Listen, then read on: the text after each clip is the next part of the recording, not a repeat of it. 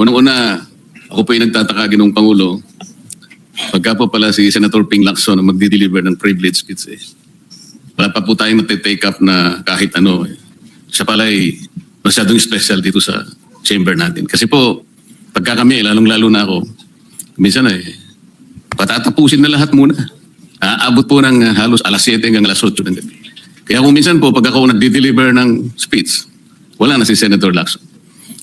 Ganun po pala sa ka-importante. Majority Leader, I think you should answer that particular Yes, Mr. President, statement. yung privilege speeches, alam mo, dalawang linggo na lang po naiiwan with respect to Senator Marcoleta. Talagang tinutulak natin yung legislation. Una, yung privilege speeches, we put always, and it's been a practice in the past, in the tail end of the discussions, because the privilege speeches can take up a lot of time. Yung nangyari po kasi kahapon, sa speech ni Senator Marcoleta, with due respect to the two sides, binanggit po niya yung pangalan ni Senator Lacson. So it is obvious that Senator Lacson would like to respond. So usually when it is personal and collective privilege, especially when they're trying to defend themselves, kasi gusto mong i-defend sana ng sarili mo, binibigyan po natin ng pagkakataon ang senador na tumayo at any given point in time. Kaya kung sinabi din po sa akin ni Senator Marcoleta kahapon na ito po ay personal and collective dahil galit ako kay Senator Lacson, ginawa ko agad-agad. Pero hindi po niya kwento sa akin ano yung purpose ng kanyang speech. Kaya nung ninapitan niya po ako for speech, binabigyan po natin Senator Tulfo muna, pagkatapos si Senator Tulfo, Senator Marcoleta naman po. Pero yung laman po ng speech ni Senator Marcoleta ay binabanatan isang membro ng Senado. Obviously, that member of the Senate will stand and defend themselves. We have to give them priority. It goes for any member of the Senate, Mr. President. We will give the privilege to any member of the Senate. Thank you. All right, thank you. Sir President, ang sinasabi ko lamang po ay ngayon ko lang po na nakita ang ganitong special treatment. Hindi ko naman sinasabi, Mr. President, na lahat ay ganito. Kasi po yung yung una pa po bago ito, Sir President, naalala ko, tinapos muna lahat po ng bisita, pati po yung mga galing sa Southeast Asian Games. At kahuli-hulian nga po, inabot po ako ng alas 8 ng gabi. Yun lamang po. Ngunit gusto ko pong makapagtanong sana sa ating ginagalang na Senador Ping Lacson kung siya po ay papayag. My pleasure, Mr. President. Hindi ko po alam, Sir President, Your Honor, kung paano ko sana ko mag-uumpisa sapagkat hindi ako ang subject matter ng aking deliver ng privilege speech kahapon. Kaya kung sagutin at iisa-isahin sa inyo, ngunit ang nangyari, parang ad hominem ang nangyari. Sa akin po, natutukoy lahat ang inyong privilege speech ngayon, samantalang ang inaasahan ko ay sasagutin nyo yung privilege speech kahapon. Kasi kung ganun pong mangyayari, Mr. President, malilihis na naman po tayo sa inaasahan ng ating mga mamamayan. Dito lilitaw ngayon ang nauna pong mga patakarang nakita ko sapagkat kailanman hindi natin makakalimutan at huwag nating kalimutan na talaga pong nilimas po ang kabangbayan. Yun po yung gusto nating pag-usapan dito. Kung sasagutin ko po ng isa-isa ang ibinibintang po ninyo sa akin, maliliis na naman po ang pinag-uusapan na kailangan na po ng taong bayan na malaman na po ang katotohanan. Sino po ang may pakana? Sino po ang mga mastermind sa nangyaring nakawan sa ating kabangbayan? Ito po ay hindi pangkaraniwang pagnanakawan, Ginoong Pangulo. Yun po ba ang gusto niyong mangyari, Ginoong Ping Lacson? Negative po. Sigurado hindi po yun. Bakit kayo po? Naglilist, sino pa po nagsimula nito? Nung Bakit una pong po? privilege speech ninyo, hindi ko na sinagot kasi ayoko magkagulo. Pero enough is enough. Kahapon, nanonood ako sa aking opisina, gusto kong bumaba, kaya lang malalim na ang gabi at ayoko maabala yung trabaho sa Senado. Kaya nagsabi ko sa ating Senate President at ito'y namanifest siya kahapon, narinig ko, na I was told na sasagot ako ngayong araw na ito. Wala pong gustong maglihis sa usaping flood control. Ako nga po, very passionate po ako dyan, mulat sa pool. Wala po kayo rito. Ako po'y talagang lumalaban sa korupsyon. Pagdating sa national budget, pagdating sa lahat ng usapin, hindi nyo po matatawaran ang aking hangarin, maituwid ang lahat ng katiwalian dito sa ating bansa dahil hindi po tayo muusad. Pero enough is enough. Patuloy po kayo sa pag-atake sa akin. Balikan nyo po, res ipsa loquitur. Andiyan po lahat eh. Wala po kayong invento. Salita nyo po lahat yan eh. Sabi niyo, niinsulto ko kayo. Sagutin niyo po. Totoo po ba o hindi yung ating napanood sa mga video? Totoo po ba o hindi yung aking mga binanggit? Tapos na po kayo. Tapos na po. Kasi po ganito. I suggest that the two gentlemen address the chair instead of addressing each other. Sorry, Mr. President. Pagpamanhin po ninyo, Ginoong Pangulo, ngunit nakakalimutan po ng ating Senator Ping Lacson na siya po ang nagumpisa sa ngayon lang. Ako rin po ay depensor ni Diskaya. Palagi niyang ipinipilit yun. Hindi niya makalimutan ang sinabi ko na nung ako po ay nasa Blue Ribbon Committee, tungkulin ko po kasi na ipaglaban ang sino man, witness man siya, resource person, siya po ang kauna-unahan na nag-apply ng Witness Protection Program. Sa aking palagay po, nung panahon na yon, ay kakailanganin namin siya sapagkat mga pangalang malalaki ang dapat na makuha natin. Hindi naman siya, ang ibig ko sabihin, si Diskaya po ang mismong nagbigay po ng kanyang kagustuhan. Nung una po, Mr. President, ayaw ko ang maniwala sa kanya. Kaya sinabi ko sa kanya, gumawa ka ng sulat, kahit sulat kamay, para sa ganun, walang masabi ang iba na parang ako pang nag-initiate sa'yo dahil hindi kita kakilala. Kailangan malaman muna natin kung ano ang laman ng iyong testimony. At kailangan ma-determine natin kung talagang meron kang may kukontribute ng mga pangalan. Kasi importante na lumitaw ang mga pangalan ng mga taong talagang utak ng pagnanakaw nito. Yun po ang pinag-umpisahan nun eh. At dahil mabigat ang kanyang gagawin, Mr. President, nakita ko sa kanyang pagkagustuhan na siya sumailalim sa Witness Protection Program. Inilala ko naman yun, Mr. President. Malalagay nga sa alanganin ng buhay niya. Yun po naman yung nakalagay sa batas eh. Bakit ngayon aakusahan ako na ako pa ang nagdidepensa sa kanya? Nandun naman po sa batas eh. Kaya nga po nang ipilit po ng ating DOJ Secretary na pinipilit niya magkaroon ng restitution, sinabi ko huwag mong gagawin yan. Wala naman sa batas yan eh. Ipipilit ninyo sa pamagitan ng memorandum ninyo na kahit wala sa batas para siya maging katanggap-tanggap na witness protection program witness, ay gagawin yung mag-restitute siya. Wala po sa batas yun, Mr. President. Yun po yung nilalaban ko. Ngayon, napagkamalan niya na dinidepensahan ko. Hindi po pwedeng ganun, Mr. President. So ngayon, hanggang ngayon, pati ba naman ng asawa ko na independent director, kakalantariin pa rito. Saan ba natin pag-uumpisa ng pag-uusap na ito? Pagkatapos, ipipilit na naman ninyo yung Kalayaan Island Group. Ano po ba patakaran dito, Mr. President? Ginoong Lacson? Kailangan bang samot-samot ang gagawin mo para sa isang privilege speech? Kayo po matagal na sa Senado. Alam ko po, kabisado nyo yung patakaran dito. Ang isang privilege speech nakatutok lang sa isang subject matter. Pero ang gagawin po ninyong samot-samot ito at pagkatapos ay mag-uumpisa kayo na para bang ang nilalaman ng privilege speech ninyo eh puro ad hominem. Wala po tayong matatapos dito. Ang hangarin po natin dito ay yung subject matter na pinipilit natin sapagkat ito po ang inihintay ng taong bayan. Kung sasagutin ko po ng isa-isa at ang iba po sinagot ko na, ay lalayo po tayo. Ang akin pong tinatanong sa aking privilege speech kahapon ay bakit parang hindi ninyo pinagbigyan ang ibang mga tao na napakarami nilang dapat sabihin para sa ganun malaman natin ang katotohanan. Kayo po ang nagsabi, Senator Lacson, Sir President, napupuntahan natin lahat ng lugar na kung saan ang ebidensya. Hindi po ba kayo po ay nagpahayag noon dito sa plenaryo, Mr. President, Senator Lacson, na sinabi nyo na ang presidente ay name drop ni Yusek Bersamin. Hindi ko man lang po nakita yung kanyang katauhan na ipinatawag nyo dito. Samantalang napalaki ng dapat niyang ipaliwanag sapagkat kayo po ang nagsabi sa pamamagitan ng pagtitiwala ninyo sa ibinigay na testimony ni Yusek Bernardo na niname drop niya ang presidente. 100 billion pesos po pinag-usapan dito na kung saan ang porsyentong tinanggap nila sang-ayon din sa inyong pagpapahayag ay 8 billion pesos. Nagtataka po kami, ang taong bayan, hindi nyo man lang pinatawag si Yusek Bersamin. Nagtataka din po ako, alam po ninyo ito, nakiusap, nagpresenta si ex-Governor Chavit Singson. At iminungkahi ko po sa inyo at ang sabi niyo, sige po, sa susunod na pagdinig natin, ay iimbitahan natin siya. Sapagkat marami raw siyang gustong ibahagi sa ating pagdinig tungkol sa mga project sa Ilocos. Ngunit hindi po niyo tinawag.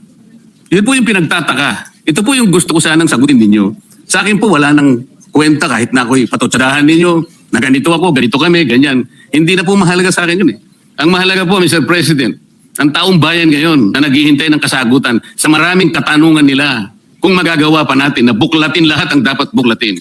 Kilalanin kung sino dapat kilalanin. Ang gusto ko pa po sana, Mr. President, sana sagutin po ninyo, Senator Lacson. May I respond, Mr. President? May I respond, Mr. President? Yes, please, go ahead. Mr. President, Your Honor, have you read the partial committee report? Ganito po ang nangyari, Mr. No, have you read the President. partial committee report? That is my question, Mr. President. Binasa ko po, ngunit hindi ko po magawan ng paraan kung paano ko po itatrato.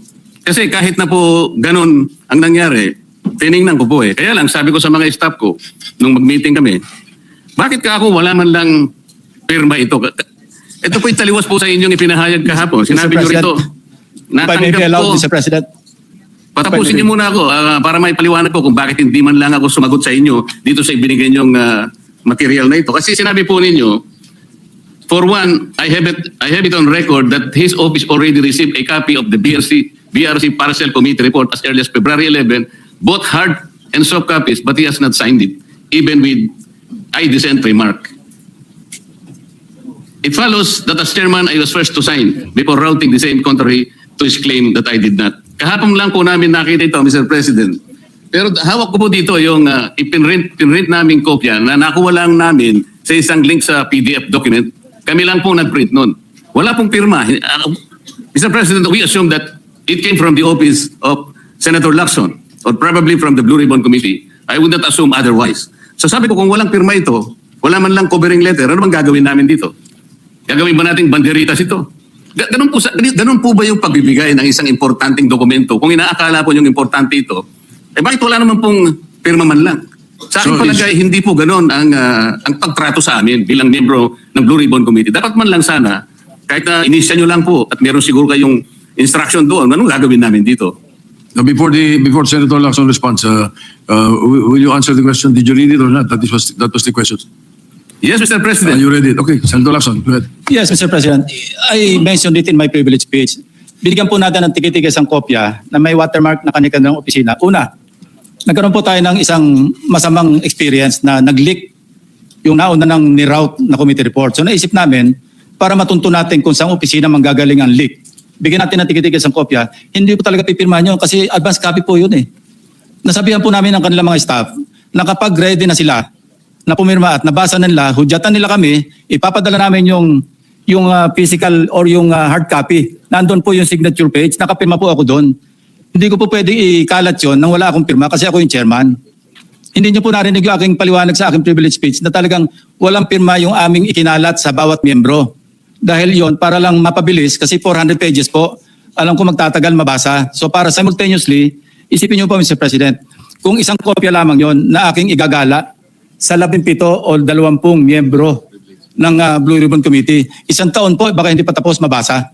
So gumawa kami ng nag-devise po kami ng isang pamamaraan para simultaneously, sabay-sabay nila mabasa with the advice to their staff na kapag nabasa na at ready ng pumirma, sabihan kami, dadali namin yung kopya na mayroong signature page at sa kanila pipirmahan. Katunayan kahapon po si Senator Bamakino. Binigyan namin sa kanya yung may signature page at pumirma siya. Hindi po matatapos kung yung 467 yata na pages, iisa-isahin namin iikot. Mahirap po. Gumana nga kami ng paraan para matakil na sa floor, ma-defend ko, at makapag forward tayo na tulad ng binanggit ko sa aking privilege speech, simula na tayo uli ng mga panibagong pagdinig. Ngayon, sinabi po ni Senator Marcoleta na bakit hindi inimbitahan si Undersecretary Bersamin. Kaya ko po tinanong, kung nabasa niya na yung report, kung meron po siya may pakita sa akin doon sa committee report o doon sa PSN, doon sa minutes ng pagdinig na nabanggit ang pangalan ni Undersecretary Bersamin. Bukas na bukas din po o bigyan natin 3-day notice rule. Tatawag po ako ng pagdinig, ipapatawag natin si Undersecretary Bersamin. Ang binabanggit niya po yung aking interpellation sa DBCC na kung saan si Undersecretary Bernardo gumawa ng personal na sulat kay Pangulong Bongbong Marcos. At sinasabi niya doon na ito yung mga personalidad na alam niya, na naalala niya na mayroong allocable at kung ano pa. Wala po sa Blue Ribbon Committee minutes yun. Sa labas po yan sa plenaryo, sa DBCC, sa National Budget Deliberation. So kung may papakita po sa akin ng ating kasamahan, Senator Marcoleta, na mayroong isang mention sa affidavit o sa salaysay ni Undersecretary Bernardo na binanggit si Undersecretary Bersamin. Eh di tumawag po tayo ng pagdinig at mag-motion siya na ipatawag kung sino man ang gusto niya patawag. Ngayon si Governor Chavit Singson, wala naman po paliwanag. Ano po yung ite-testify? Konektado po ba sa issue at hand, which is the flood control projects? Kung konektado po, sana sumulat po siya sa chairman at sinabi niya, ito yung lalamanin ng ite-testify o ito yung naka-attach yung draft affidavit ni Governor Chavit Singson. Sino nun ako para tumanggi na ipatawag kung sino man yung resource person? Eh nagpadala nga siya ng surprise witness, wala nakakaalam eh. Hindi ko po inawat eh. Mr. President. No, sandali po, hindi pa ako tapos. At nung hinanap kong pilit, pinagtanong ko yung mga addresses, lahat ng mga kakilala ni Gutesa. At hinala po namin sa pamamagitan ng CCTV footage. Baka naman merong sumalubong o merong kasama na pwede natin matuntun kung nasan si Gutesa. Ganun po kasi ang aking pagnanais na talagang get to the bottom of this issue. Pero bigla po nawala eh. Ano po magagawa ko? Mr. President, wala nga pong nakasulat doon sa transcript tungkol nga po doon sa binanggit niya sa plenary na pangalang Adrian Bersamin. Paano nga pong mababanggit doon, Mr. President? Hindi nga niya pinatawag eh. Samantalang dapat niyang ipatawag sa mismo ang nag-highlight. Isipin po ninyo, nagawa po ni Senator Lacson na isama sa plenary debates ng ating 2026 budget. Ganun ka-importante ang bahagi na yun, Mr. President. Hindi ba dapat, ipinahayag mo yun eh, malaking bagay yun, ibinulgar mo pa nga eh. There are 2 public officials I will reveal this morning. Ganun lang. Ba't hindi mo pinatawag? Kung pinatawag mo yun, malinaw na malinaw, nalagay sana sa transcript. Pero lang naman ang ibig sabihin eh. Sa mga tweet, iniwasan po, Mr. President, para hindi malagay sa transcript. Pagkatapos ikakatwiran po ninyo, kung nasa transcript, di sana, pinatawag ko. Baliktad po ang ginawa ninyo, Mr. President. Katulad din po sa 30, Nara Street, sa South Forks. Ilan po yung binanggit ng mga tao doon? Hindi ko po sinasabing totoo yun, pero for purposes of the inquiry and investigation, kung talagang ganun, kalawak ang inyong pananaw. Dahil pati nga po yung pagpunta ni Gutesa, pati CCTV po, pinakita ninyo. And dami po sana pagkakataon na nakita sana lahat ng mga binanggit ni Saldico na mga ginamit na sasakyan. Makikita doon sa pagitan ng alas 9 hanggang alas 10 ng umaga. Tawagin natin yung kung sino man yung security agency doon. Pero hindi po ninyo ginawa eh. Pero sasabihin po natin, you wanted to emphasize one point. Kung nasaan ang ebidensya, ay talagang pupuntahan natin. Kayo po ang inconsistent eh. Pagkatapos ako sasabihin ninyong inconsistent. Ang dami po eh. Nakiusap ako na, sabi nga natin, ang dami pong tumuturo sa pangalan ni Martin Romualdez. Inimbita po ninyo, hindi dumating, nakiusap ako, naimbitahan ulit. Ang sabi po ninyo sa pamagitan ng inyong interview, ay kung pupunta siya rito, welcome. Kung hindi siya pupunta, wala tayong magagawa because of inter-parliamentary courtesy. Mr. President, hindi po karaniwang pagnanakaw ang nangyari sa kasaysayan ng ating bansa. Hindi po ba ninyo naiisip, mismong kabangbayan ang tumagilid pagkatapos magtatago kayo sa prinsipyo o doktrina ng inter-parliamentary courtesy? Kung ako po ang chairman ng Blue Ribbon Committee, Mr. Chair, Mr. President, hindi ko po igagalang inter-parliamentary immunity sapagkat ang pinag-uusapan dito ay interest ng mamamayan. Huwag po tayong magtago kung saan-saan. Sinabi po ninyo, Mr. President, Senator Lacson, yung Apostille Convention. Hindi ba pinahayag po ninyo sa isang pag-i-interview ninyo na kung si Saldico lamang ay makakuha ng isang subscribe statement, kahit sa Zoom lang, ipatatawag namin siya. Bakit hindi po ganun ang ginawa ninyo? Pwede naman siyang mag-Zoom pagkatapos na magkaroon ng apostille sworn statement. Bakit hindi po ninyo ginawa? Meron naman pong Zoom eh. Natatakot yung tao. Nanganganib ang kanyang buhay. At palagay ko naman, nanganganib nga talaga. Iintay pa po ninyo na humarap sa inyo? Pwede naman ang Zoom eh. Kung talagang gusto nyong tuntunin ang lahat ng mga ebidensya na dapat nating puntahan. Ito po yung pinupunto ng aking privilege speech kahapon eh. Hindi ko nga po alam na kapag ako po ang magdi-deliver ng privilege speech, Mr. President, palagi po kayong nawawala kasi nga nasa bandang huli na po ako eh. Pero kung talagang gusto nyo lamang, alam nyo naman nasa agenda po natin kung sino po ang tatayo para mag-deliver ng privilege speech eh. Ayoko po isipin na sinasadya ninyo. Ngunit narinig naman po ninyo eh. Mr. President, pagkatapos isasama yung Kalayaan Island Group. Ano po ba talaga pinag-uusapan natin dito? Yung kapakanan ng bayan? Pinipilit po nyong pinagtatanggol ko ang China.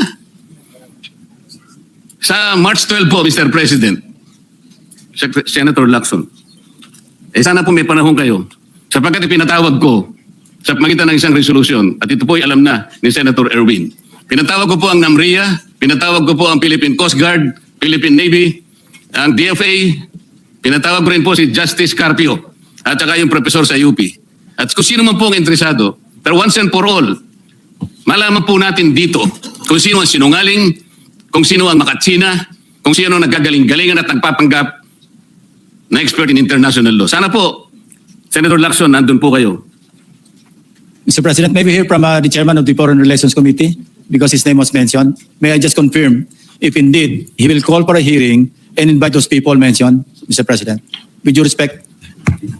Well, as requested, if you would like to respond, Senator Erwin Tulfo. Thank you, Mr. Chair.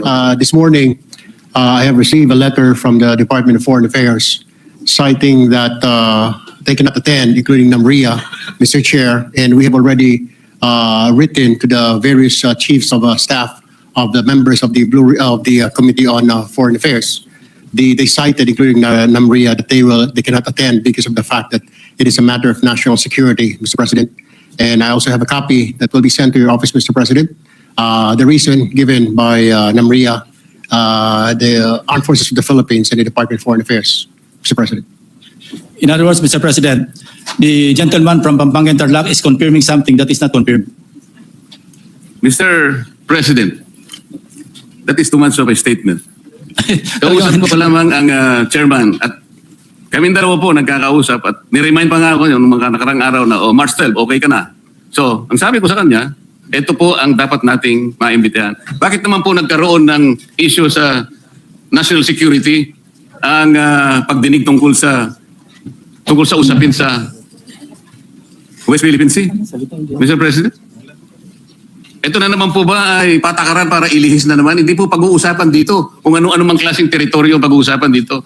Ang pag-uusapan lang natin ay yung masigalot na pinalalaki nila at hindi nila maintindihan na walang kamatayang West Philippine Sea. Nakalagay po kasi sa Administrative Order number 29, dated 2012, Mr. President. 14 na taon nang nakararaan, minanduhan mismo ang NAMRIA at ang DFA na mag-submit ng mapa at mga charts sa opisina ng United Nations General, as UN Secretary General, at inotify ang lahat ng international organizations katulad ng IHO. Ano po bang ibig sabihin nun, Mr. President? Alam po ba ito ni Senator Lacson, yung Administrative Order number 29?